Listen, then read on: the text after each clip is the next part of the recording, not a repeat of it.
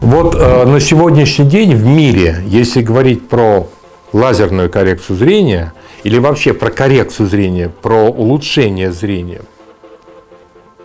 то типы операций их существует, в общем-то, два больших типа. Это операции на роговице, на передней части глаза, вот на той прозрачной части глаза, куда линзы контактные ставят как раз вот на этой передней части глаза. Или это операции внутри глаза, на хрусталике, на второй линзе глаза. Это передняя линза глаза, это вторая линза глаза, внутренняя линза хрусталика.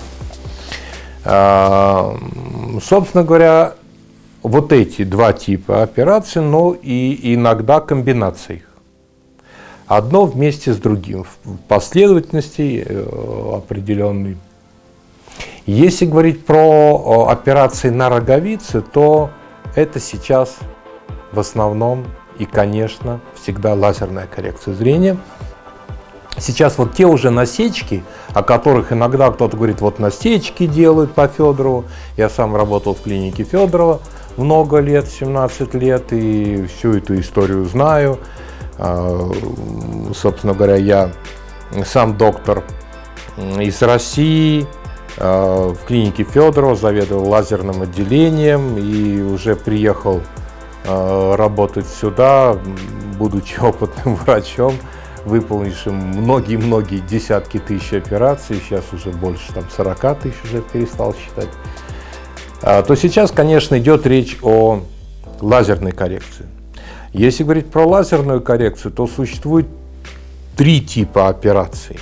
Это поверхностная, когда лазер работает по поверхности роговицы, это PRK, по-английски Photorefractive кератоктомия, по-русски ФРК, фоторефракционная кератоктомия. Иногда ее красиво называют типа no touch, то есть без контакта, но от этого ничего не меняется. Это ФРК. С этого вообще вся лазерная коррекция началась. И когда мы начинали в конце 90-х годов вот это делать, то это был единственный тип операции, который мы 25 лет назад начинали делать. Но она сохранилась в нашем арсенале. И иногда мы это делаем. Когда мы это делаем? Мы это делаем, когда очень тонкая роговица. Когда очень тонкая роговица, но все-таки стараемся делать при очень умеренных степенях. То есть это не методика первого выбора. Вот с этого мы начинаем. Она относительно недорогая, но поэтому есть мысль. Но почему вы всем не предлагаете ее? Она же недорогая. Дело в том, что там достаточно длительный период восстановления. Мало того, что 2-3 дня глазки раздраженные, болевой синдром умеренный, да, мы ставим контактные линзы бандажные, защитные, чтобы под ними шло заживление, но тем не менее, зрение восстанавливается не сразу. Неделя другая, у некоторых чуть быстрее, у некоторых чуть медленнее, но в среднем 10-14 дней, иногда до месяца, и капли надо капать до 1,5 месяцев. Первые 3 недели часто, 3 раза в день, потом реже, потом еще реже. Но период адаптации занимает определенное время. Пациенту надо знать, что ему надо минимум 2 недели из своего жизненного графика на эту операцию отдать. Что у него будет немного набраться терпения, немного перетерпеть этот болевой синдром, не такой он сильный, но он будет. И самое главное, он не на следующий день будет видеть хорошо. И там надо капать капли, и там идет период восстановления. И это занимает время. Эта операция, чем выше степень близорукости, тем несколько выше риски. Поэтому где-то 5-6 диоптрий. Вот мы следуем, наша клиника, по крайней мере, следует рекомендациям Ассоциации рефракционных хирургов Германии, которая говорит до 6 диоптрий, минус 6. С 6 до 8, но под таким очень показанием, выше 8 запрещено. Эту методику PRK или ФРК или No Touch PRK Мы это делаем тоже в виде No Touch, бесконтактно, где лазер только работает, но тем не менее у этой процедуры есть определенные ограничения. Следующая методика — это лазик или вариант его же в виде фемтолазик. LASIK по-английски, Laser in situ Keratomylosis, когда формируется тонкий лоскут на поверхности роговицы, флэп, клапан открывается, лазер работает и закрывается. И вся операция оказывается спрятана вот под этим клапаном, под этим флэпом. Ну, 2-3 часа глазик раздраженный, но на следующий день уже практически нормальное зрение. То есть период реабилитации очень быстрый, но очень быстрый. И здесь можно убирать очень большие степени, очень большой астигматизм. Лазик и фемтолазик. Два варианта. Первый вариант лазик — это микрокератом. То есть вот этот поверхностный лоскут формируется специальным полуавтоматическим механическим аппаратом. То есть микролезвие работает. Ну, во многих клиниках в мире сейчас этого нет, уже как бы все перешли на лазеры, мы это сохранили. Пока у нас эта технология осталась. Правда, у нас микрокератом очень хороший, единственный, лучший в мире, Moria M3, на котором можно делать по современным технологиям эти операции.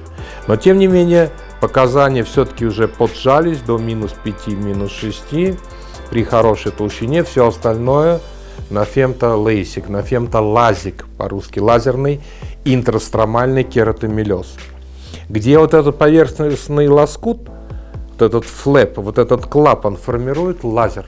Специальный лазер фемтосекундный, то есть операция идет на двух лазерах. Один формирует вот эту поверхностную крышечку, а второй уже делает, собственно говоря, коррекцию. Более того, у нас особенность в том, что мы работаем на аппаратуре, это FS200 EX500, вот такие буковки не очень понятные, фирма Alcon USA, американская фирма, но лазеры сделаны в Германии, то есть как уже тут не поймешь кто что.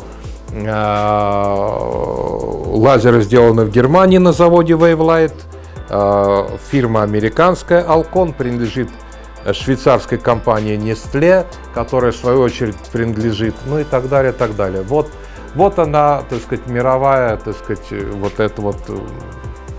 То есть это крупные гиганты, которые делают. Alcon вообще, так сказать, один из монстров, который занимается офтальмологией, глазной хирургией, не только лазеры делает, но и машины для удаления хрусталиков, акомашины, искусственные хрусталики и так далее, и так далее. То есть это очень такое продвинутое оборудование. Вот это считается лазер EX500, лазер 7-го поколения. И по общим оценкам круче, чем вот это, уже не сделают. То есть уже улучшать там по общим понятиям практически нечего. И вот эти машины, они могут делать нам то, что мы практикуем в процентах 80 наших процедур. Topo-Guided Femtolase, Contour Vision. Вот такие умные слова. Что это такое? Это то, что процедура выполняется персонализированно. Вот как есть отпечатки пальцев, fingerprints, вот эта поверхность роговицы, она у всех несколько разная. Даже диоптрии могут быть одинаковые, в одном случае -5 и в другом случае -5. На самом деле по поверхности роговицы даже два глаза различаются, даже тем более два пациента. Особенность в том, что мы до операции делаем на топографе поверхность, граф записывает, топограф, аппарат, который снимает 22 тысячи показаний, 22 тысячи точек, записывает показания поверхности. Мы рассчитываем операцию, эти диоптрии, которые ложатся на эту поверхность, это переносится в лазер. Лазер опознает этот глаз по рисунку радужки, позиционирует план операции по зрительной оси, по оси астигматизма. он распознает этот глаз. Вот как в шпионских фильмах, когда мы, так сказать, да, или вот как в Дубай кто прилетает по рисунку радужки. И план операции персонализированно укладывается на эту роговицу. Для чего? Для того, чтобы вывести ее в идеальную форму. Причем это делается, как я сказал, с персонализацией.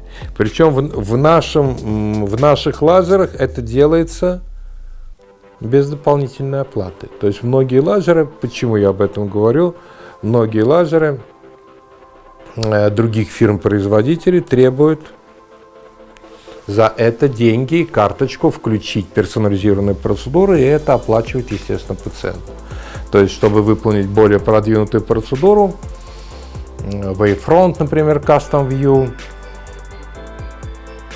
Здесь в Бишкеке есть такой лазер, я знаю, я работал на нем в свое время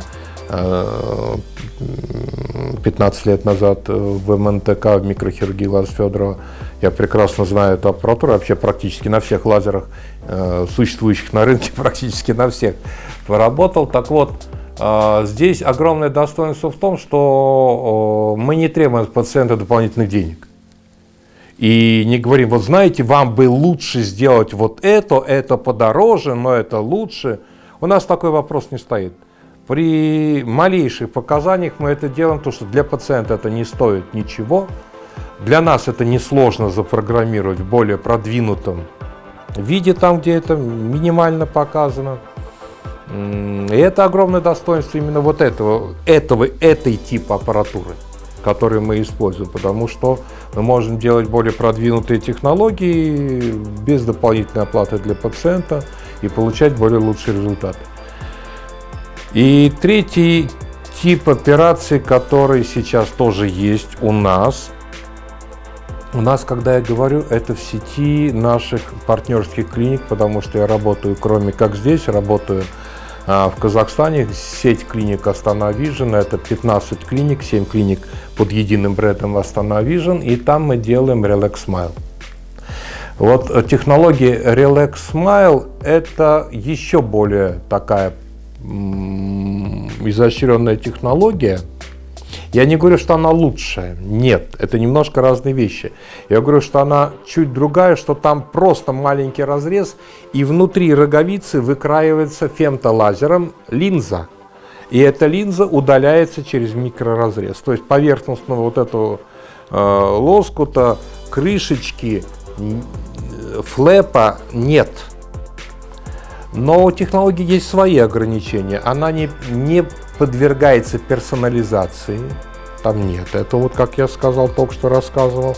Она чуть хуже работает при значимом астигматизме. При высоких степенях она съедает больше ткани. Она менее стромосберегающая ткани, менее ткани сохраняющая. Я пытаюсь все время переводить эти термины на простой понятный язык.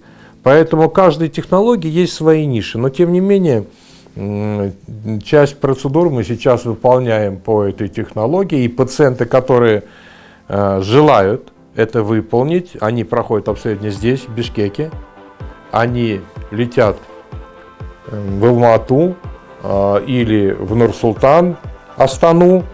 Там проходит в тот же день буквально с нашей выпиской, отсюда могут получить эту процедуру. Им уже не надо дополнительное обследование, она просто мини-замеры предоперационные, чтобы, так сказать, ввести эту карту. Это бесплатно, кстати.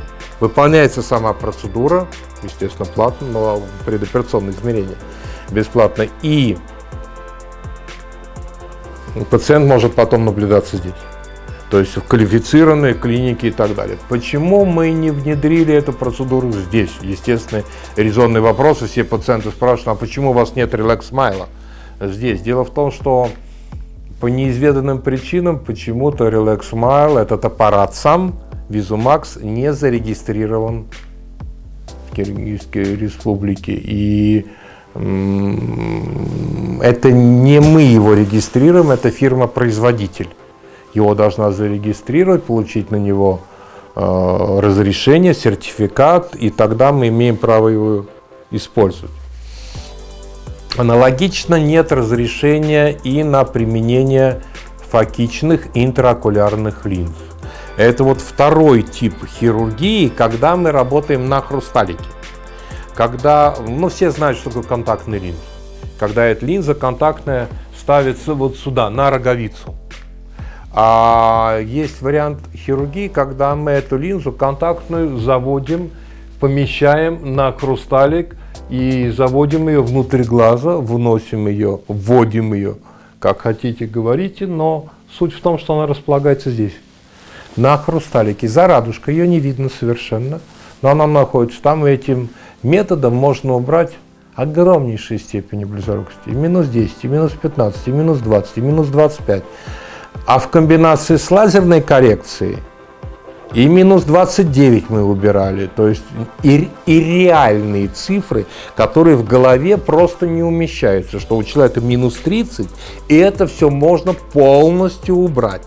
Лазером нельзя одним, вот комбинация лазера и интраокулярной коррекции.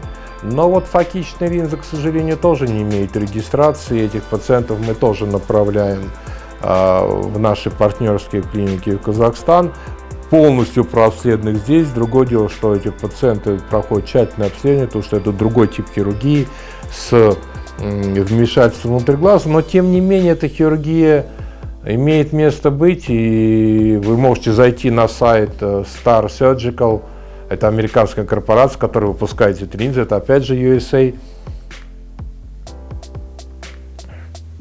И увидеть, что там более миллиона подобных процедур выполнено во всем мире. То есть это не редкая хирургия.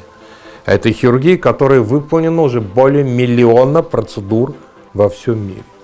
И мы каждый год несколько сотен подобных процедур в наших клиниках выполняем. Но другое дело, что, повторю, к сожалению, не здесь. Хотя технически, технологически мы абсолютно готовы. Мы могли бы это делать без проблем здесь, но, к сожалению, это юридические нюансы, связанные с... Мы ничего не делаем off-label. Off-label – это когда мы не имеем разрешения, но знаем, как делать, и мы будем это делать так втихую. Мы не идем на это по многим причинам. Мы строжайшим образом соблюдаем все мировые протоколы. Вот как сказано делать, мы так и делаем. Мы никогда не пойдем на нарушение и локального законодательства здесь, в Киргизии. Вот нельзя это делать, мы не будем это делать, потому что если нельзя, то нельзя. Если ты где-то переступил порог безопасности, то ты сделаешь это в одном месте, в другом месте, в третьем. А безопасность пациента и его здоровье все-таки должно быть в приоритете. Каждому типу операции есть свои показания, есть своя ниша. Как даже лазерная коррекция, я только что объяснял, типы операций, и есть своя ниша. Нет ни одной операции самой лучшей или самой худшей. Есть правильные показания к тому или иному типу операции, или не совсем верны, при том, что в клинике есть все. Как говорится, на букву F. Все. Вот когда есть все, то тогда вы можете правильно подобрать из всего спектра. Вот все, что в мире имеется, вот все есть здесь. Но за исключением Relax Smile и фокичных линз, которые, есть в наших клиниках, они есть в наших клиниках, но, к сожалению, мы физически не можем это здесь сделать, но это есть в нашей большой корпорации, назовем это так. И мы это спокойно предлагаем, потому что мы знаем, как это делать, мы знаем, какие показания, мы знаем, как вести этих пациентов до, во время, выполнять эту процедуру, как после операции. То есть это есть у нас. Но нет чего-то такого, чтобы мы сказали, вы знаете, это вот у нас нет, езжайте там в Америку, в Израиль, в Турцию, это делают только там, такого нет. Мы делаем все.